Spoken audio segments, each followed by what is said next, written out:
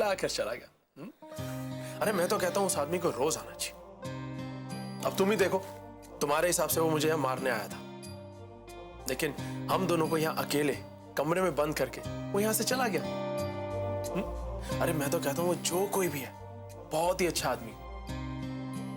अरे इसी बहाने हम दोनों एक कमरे में हमेशा बंद तो रहेंगे ना, हम तुम। रोहन जी आपको मजाक सूझ रहा है? यहाँ हमारी जान जा रही है, जान। अच्छा तो ठीक है, तुम्हें कुछ और सूझ रहा है तो तुम ही बताओ, तुम इस वक्त यहाँ मेरे कमरे में क्या करने आई थी, बोलो। बिट्टू तुम अभी तक नहीं समझी? अरे रिया का कोई मजाक होगा ये, उसने तुम्हें मेरे कमरे में आते देखा होगा और बाहर से कमरा बंद कर दिया होगा।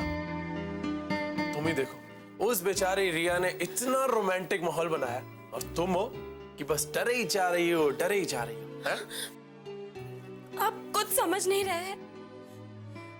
ठीक है, कोई बात नहीं, भले आप ना माने, लेकिन हम जानते हैं कि वो कौन है, हम जानते हैं।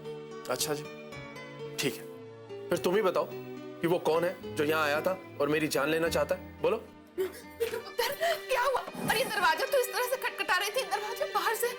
चाची जी, वो यहाँ आया था।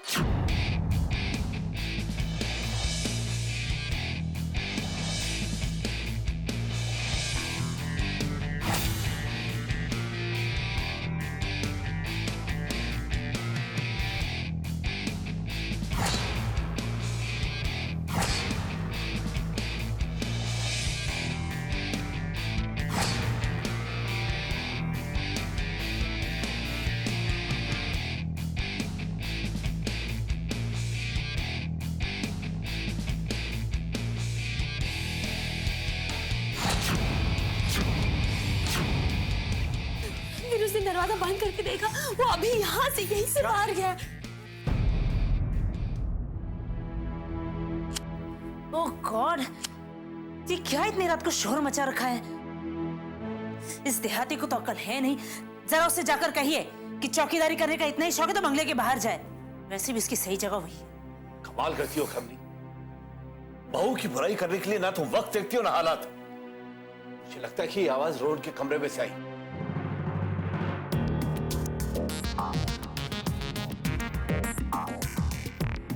तुमने मुझे पहले क्यों नहीं बताया कि उसने तुम पर चाकू से वार भी किया था? कैसे बताते? आप हर चीज मजाक में ले लेते हो और हमें अपने से ज्यादा आपकी फिक्र है। मैं कहा था तुम उसे जानती हो। हाँ, हम जानते हैं। पहले तो उस पर शक था, अब तो यकीन हो गया है। कौन है वो बिट्टू? वो अजय है।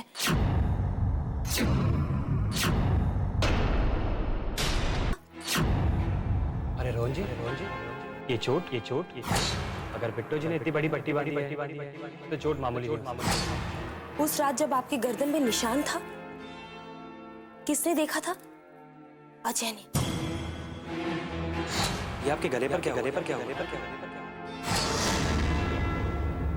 और एक दिन जब हम उसके कमरे में गए थे तो हो सकता है, और एक काले जादू की किताब भी मिली थी। इतना सब कुछ हो गया और तुमने मुझे बताया नहीं, क्यों? तो पुत्र बताना चाहती थी, लेकिन उससे पहले ये कुछ सबूत इकट्ठा करना चाहती थी, क्योंकि उस वक्त अगर तुम्हें बताते तो तू तो मानता ही नहीं ना। हमें सबको बता देना चाहिए था। लेकिन इतना सब कुछ जानते हुए भी आप लोग अभी तक चुप क्यों रहे? मैंने ही रोका था बिट्टो पुत्र को सबको बताने के लिए, क्योंकि मैं नहीं चाहती थी भाई साहब को सब पता चले।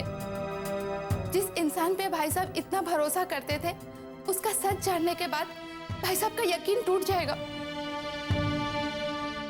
लेकिन अब बताने से भी क्या फायदा चाची जी? अरे अब तो कभी भी मैं अजय के पास जाती हूँ और उसे हॉल में लेके आती हूँ। और सुनो, उसे तब तक ये पता नहीं चलना चाहिए जब तक उसका सामना सबसे नहीं हो जाए कि हम उसे हॉल में क्यों लेके आए हैं। ठीक है?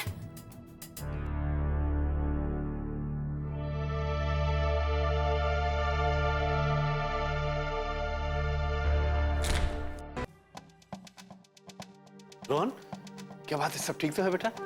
अरे कमरे से आवाज कैसे आ रही थी? मेरे कमरे में कोई आया था पापा।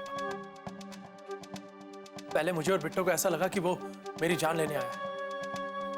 लेकिन बाद में समझ में आया कि उसका मेरे कमरे में आने का मकसद कुछ और था। क्या कह रहे हो बेटा? हमारे कमरे में आया था और उसका मकसद कुछ और था। मेरी समझ में नहीं आ रहा बेटा। पापा जी, कोई है जो रोहन जी पर काला जादू कर रहा था। लेकिन कल जब उसे पता चला कि गुरुजी के पास ले जाकर हमने रोहन जी को ये ताबीज बंधवा दिया था, तो शायद वो इसे लेने आया था।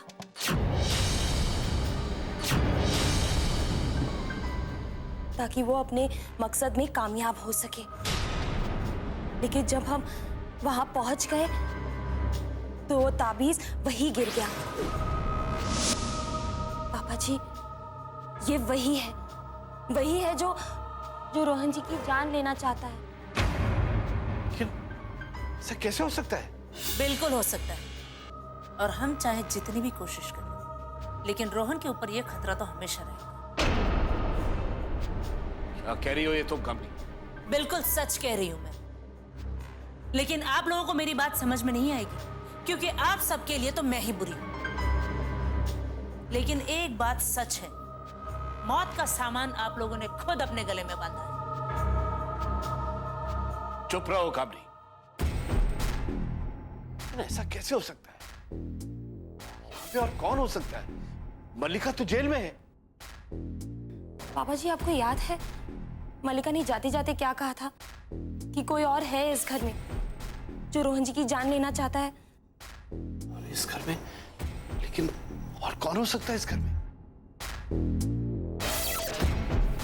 और मल्लिका की बात का क्यों भरोसा करेंगे हम? हमें उसकी बातों पर इसलिए भरोसा है पापा जी, क्योंकि हम जानते हैं कि कोई और है इस घर में जो मल्लिका की मदद कर रहा था उसे हमसे बचाने में। पापा जी, आप नहीं जानते हैं, पिछले कुछ दिनों में रोहन जी के साथ कुछ अजीब अजीब घटनाएं हो रही है, और हमें यकीन है। लेकिन कौन हो सकता है वो आदमी? अजय।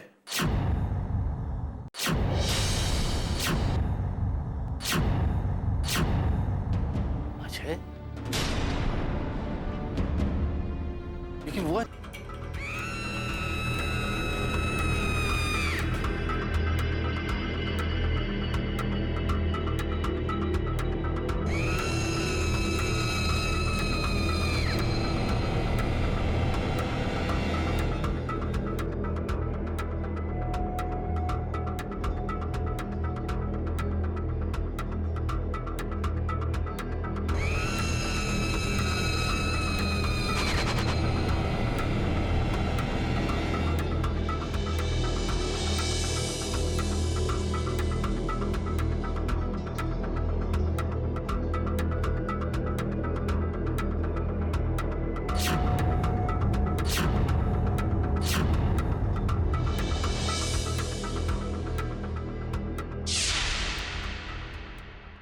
मैं उससे मिलना चाहता हूं अभी इसी वक्त।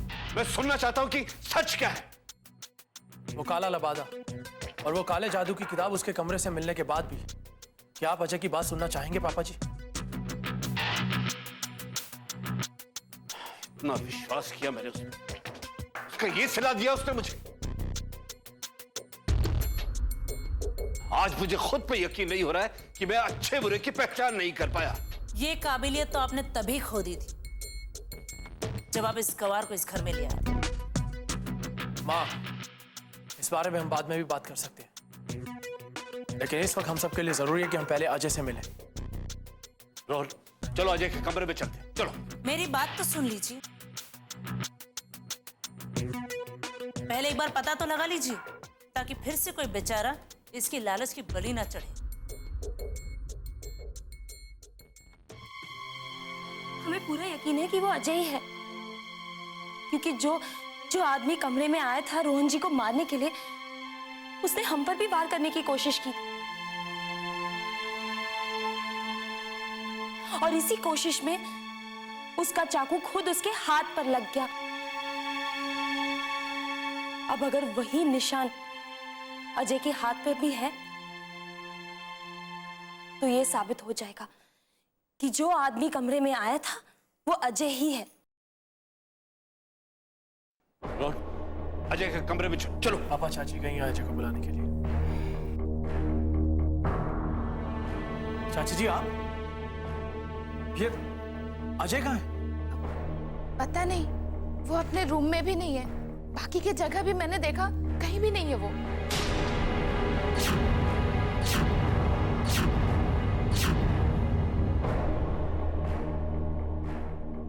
माफ कीजिएगा सर, लेकिन अब मुझे इस घर से जाना पड़ेगा। यूँ समझ लीजिए कि मेरा काम। अच्छा, अब समझ में आया। अचानक काम छोड़ के भागने की फिराक में क्यों था? क्योंकि हमें उसकी असलियत पता चल गई थी और सुबह ही हमने उसे कहा था कि वो यहाँ से चला जाए, लेकिन उसके बाद भी वो रोहन जी के कमरे में आया था।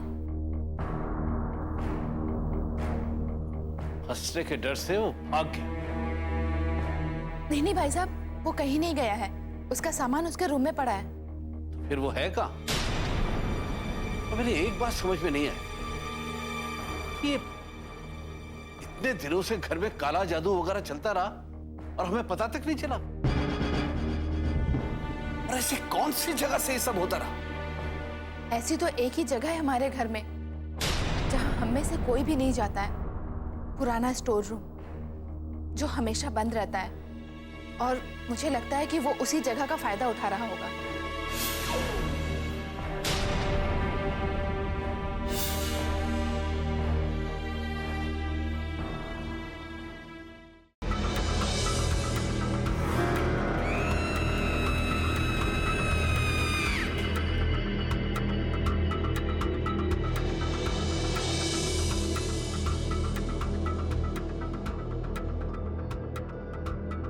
तो ये जगह है जहां से तुम रोहन पे काला जादू करते हो।